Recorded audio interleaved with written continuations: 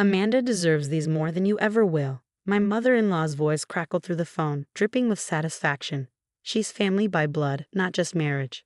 Besides, you're too busy with your hospital work to appreciate such beautiful pieces.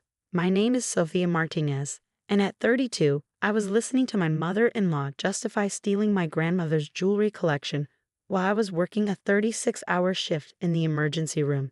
The same collection that had been in my family for 4 generations, passed down from mother to daughter, each piece carrying stories of strength, love, and survival. Diana, I kept my voice steady despite the rage building inside me. Those pieces aren't just jewelry. They're my family's legacy. My grandmother survived World War II with nothing but those pieces hidden in her coat lining. Well, they're with real family now, she replied smugly. Amanda's already wearing the sapphire necklace to her dinner party tonight. It looks much better on her than it ever did on you. I gripped my phone tighter, thinking about my sister-in-law Amanda parading around in my grandmother's prized sapphire necklace. The same necklace my grandmother had worn when she fled Europe, the one she used to barter for safe passage across the border. Each piece in that collection had a story, a purpose beyond its monetary value. What Diana didn't know was that I'd been expecting something like this. After 15 years of marriage to her son Michael, I'd learned to anticipate her schemes. That's why I'd taken precautions months ago. I hope Amanda enjoys them, I said calmly, ending the call before Diana could respond. My hands shook as I pulled up the insurance company's number. 6 months ago, I'd had every piece professionally appraised and insured, complete with detailed photographs and documentation of their historical significance. I'd also installed a hidden camera in my jewelry box after noticing things slightly out of place whenever Diana visited. The timing wasn't coincidental. Diana had chosen this weekend specifically because she knew I'd be working back-to-back shifts at the hospital. What she didn't know was that Michael, her precious son, had helped me set up the security system after her last attempt to reorganize my belongings. "Your mother's getting worse," he'd said while installing the camera. "She needs to understand boundaries." I dialed the insurance company, then the police. Within an hour, I had filed both an insurance claim and a theft report. The hidden camera footage showed Diana clearly entering our bedroom, examining each piece and carefully packing them into her designer handbag.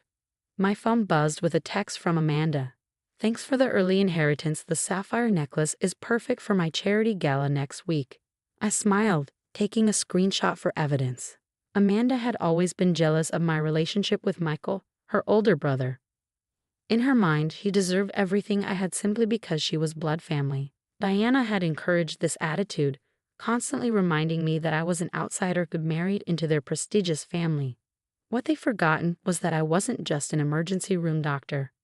I was the granddaughter of a woman who'd outsmarted Nazi officers who taught me that sometimes the best revenge is patience and preparation. The insurance adjuster called back within hours. Given the documentation and video evidence, they were fast-tracking my claim. The collection was valued at over $300,000, not including their historical significance. "Dr. Martinez," the adjuster said, "given the clear evidence of theft, we can process your claim immediately. What would you like to do with the settlement?" I thought about Diana's smug voice, about Amanda wearing my grandmother's necklace like a trophy. Then I thought about what my grandmother would do. "I'd like to establish a scholarship," I said, my voice firm, "for children of war refugees seeking medical degrees in honor of my grandmother." The adjuster paused.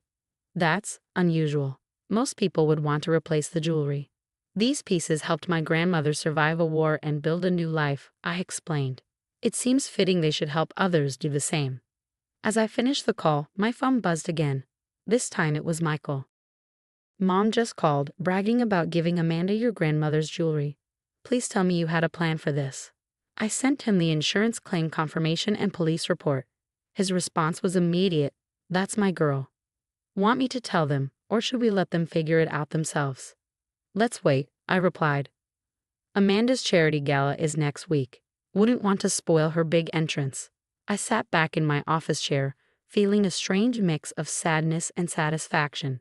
The jewelry was gone, yes, but my grandmother had always said material things were just tools for building a better future. Diana and Amanda thought they'd taken my family's legacy. They had no idea they'd just helped me create a new one. The next few days would change everything, but for now, I had patients to attend to. After all, my grandmother didn't survive a war by letting thieves distract her from what really mattered. The charity gala was being held at the city's most prestigious hotel, and Amanda had made sure everyone knew she'd be wearing family heirlooms for the occasion. The irony wasn't lost on me as I watched social media fill up with her pre-event photos. My grandmother's sapphire necklace gleaming against her neck. "Can you believe her?" Michael muttered, showing me another post where Amanda claimed the jewelry had always been meant for her. We were getting ready for the gala ourselves. Michael as a major donor and me as, well, the woman whose family jewelry was about to become the talk of the evening.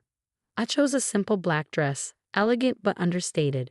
No jewelry except my wedding ring and the small golden pin my grandmother had managed to keep hidden even from the Nazis.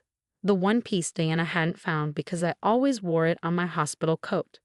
The police detective had called earlier that day. "Dr. Martinez, we have enough evidence to press charges. Would you like us to make the arrest at the event?"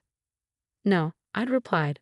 "Let's handle this professionally. Send the official notification tomorrow." After all, I wasn't interested in public humiliation.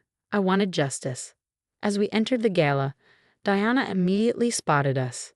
She was wearing an emerald bracelet from my collection, looking every bit the proud mother of the evening's charitable daughter. "Sophia, dear," she air-kissed my cheeks, "you look simple tonight. No jewelry?" "Oh, that's right," she smirked, touching her stolen bracelet. "I prefer to let my contributions speak for themselves," I replied smoothly. Michael squeezed my hand, trying not to laugh. Amanda was holding court near the stage, practically glowing under the attention she was receiving. "Oh, this," I heard her say to a group of admirers, touching my grandmother's necklace. "It's a family piece, passed down through generations. Mom finally decided I was the right person to carry on the legacy." I moved through the crowd, accepting congratulations on the new refugee scholarship program. News had spread quickly through the hospital board, and several major donors had already pledged matching funds. My grandmother's jewelry would end up helping far more people than Diana or Amanda could imagine. "Dr. Martinez," called out Dr. Thompson, head of the hospital board. "I was just telling everyone about your incredible initiative, using your family jewelry collection to fund scholarships for refugee medical students. It's inspired." Diana, who had been eavesdropping nearby, froze. "What did you say about the jewelry?" "Oh, you must be so proud," Dr. Thompson continued, oblivious to Diana's growing panic. "The insurance company said it was one of the most well-documented collections they'd ever seen. The historical significance alone. And now it'll help future doctors escape war-torn countries, just like Sophia's grandmother did. Simply beautiful." I watched as the color drained from Diana's face. She grabbed my arm, pulling me aside. "What have you done?" she hissed. "Protected my grandmother's legacy," I replied calmly. "The insurance settlement will fund medical education for refugees for years to come." "Isn't that wonderful?" "Insurance?" Amanda had joined us, her hand clutching my grandmother's necklace. "What insurance?" "The comprehensive policy I took out 6 months ago," I explained. "Full coverage for theft, complete with video documentation. The police report has already been filed." Amanda's face went from confusion to horror. "Police report? You didn't think I'd just let you steal my family's history, did you?" I kept my voice low, calm. "Those pieces helped my grandmother survive a war. Now they'll help others survive too." But they're mine now," Amanda stammered. "Mom gave them to me." "One can't give what one doesn't own," Michael said, joining our little group. "You both might want to check your emails. The police are sending official notifications tomorrow. But I'd hate for you to be surprised." Diana grabbed her phone, her hands shaking as she pulled up her email. "This is ridiculous. I was just redistributing family property." "It wasn't your property to redistribute," I said firmly. "But don't worry. The Scholarship Foundation will make sure every piece helps someone build a better life, just like they helped my grandmother." The rest of the evening was deliciously uncomfortable. Diana and Amanda huddled in a corner, frantically texting their lawyer. The necklace that had looked so triumphant on Amanda earlier now seemed to weigh her down like a chain. As we left the gala, Michael turned to me. "You know what the best part is? Mom and Amanda just publicly documented their theft all over social media. Their lawyer is going to have fun with that." I touched my grandmother's pin, thinking about how she would have handled this situation. She always said that true strength wasn't about wearing the finest jewelry, it was about using whatever resources you had to help others. The Scholarship Foundation already has 3 candidates lined up, I told Michael. Young doctors who had to flee their countries, leaving everything behind. Just like my grandmother. He smiled, pulling me close. Your grandmother would be proud. You turned their theft into something beautiful. But this wasn't the end of the story. Diana and Amanda's reaction to the official police notification would prove that sometimes karma needs a little help delivering its lessons. The official police notification landed like a bomb in our family's group chat. Amanda was the first to break the silence, sending a barrage of panicked messages. This is just a misunderstanding. Sophia, call off the police. You can't do this to us. We're FAMIL. We. Mom, do's LMET. Diana's response was more calculated.